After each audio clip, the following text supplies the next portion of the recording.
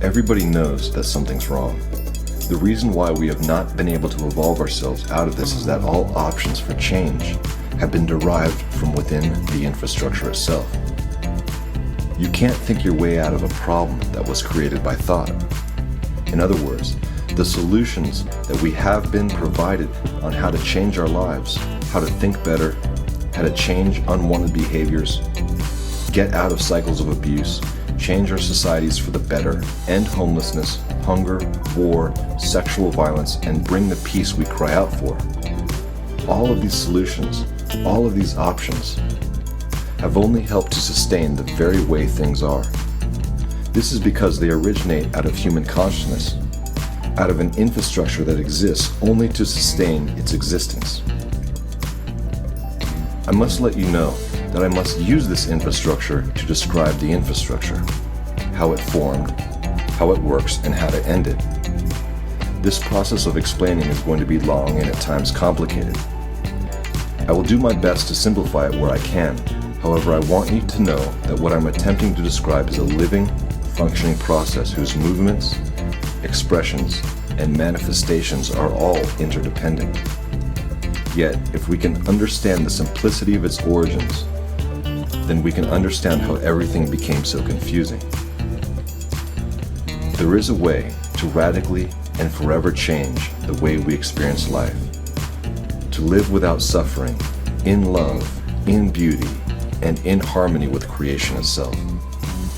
When we understand how this infrastructure works within our own lives and within the human world as a whole, we will then be able to realize the answer we have searched for our whole lives and yet known from the beginning of time. An answer, in a word, more misunderstood than any other: love. In the following, I will introduce three main characters.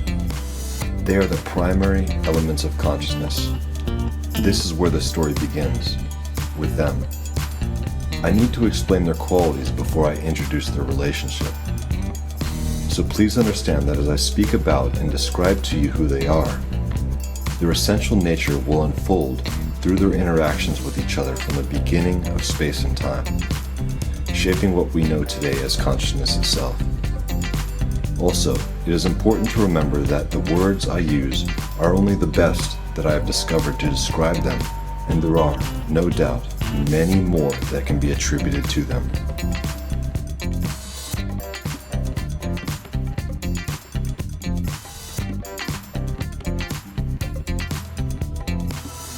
Shaped from breath and tongue, spoken, shouted, cried, and sung, dressed for the occasion, words are strung in unison.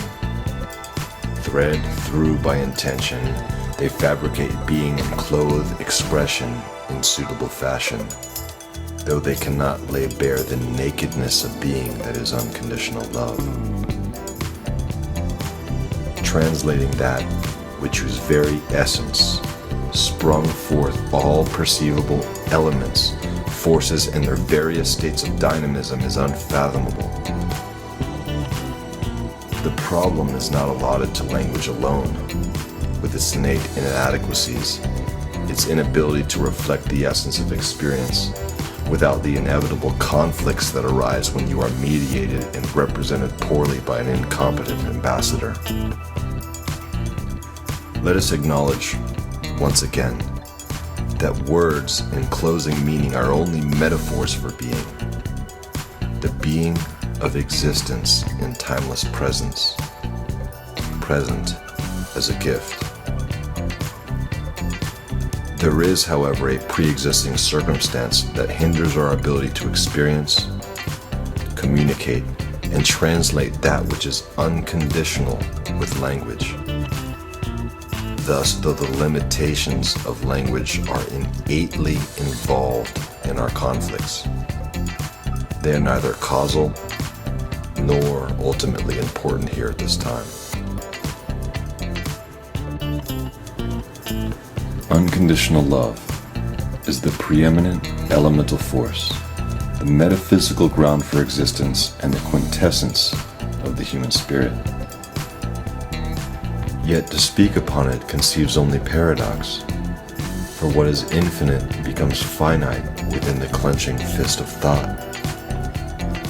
That which is without conditions contains perceivable qualities, and yet transcends them. It is as though what we would perceive as tangible fails to behold the majesty of such a bountiful infinitude. With undulations of intangible beingness, showering acceptance in a cosmic dance, unfolding in soft petals of bliss, the notion for capturing its meaning for translation has occurred to all who have rested their cheek upon the pregnant belly of creation and felt the soft kicking of their own potent potential. Qualitatively, its existence is and was present before there was what there now is, and still is now that what is came to be. Moreover, within the existential state of being unconditional love, the absolute experiences continuous abundance, like a bountiful dance of fulfillment. Because there is no separation spatially or temporally, there is no perception of lacking, missing, or needing anything. Desire as we know it today would be as if in a prenatal state, inseparable from both its nourishment and its environment.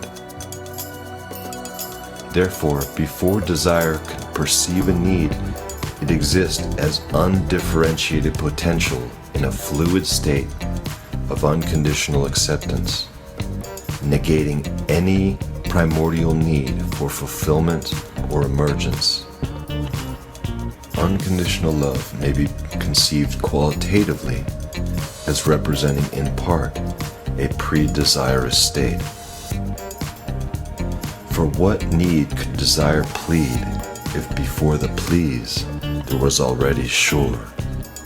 The two as one, wed, as in the word that's read, pleasure. From this state of pre-desire, actions are performed as an extension of being rather than for the purpose of becoming or acquiring. In this way, they are not actions at all, but rather extemporaneous expressions of beingness embracing itself. Unconditional love, synonymous with the absolute, the preeminent source of all that is by its very nature unconditionally inclusive.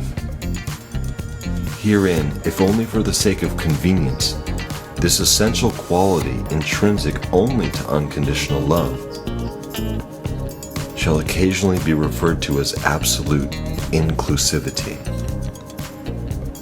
Furthermore, it is important to note the pre-temporal and pre-spatial nature of the absolute, because the essence of its beingness is not centralized or localized in relation to any perceived separation of itself with that which it is not.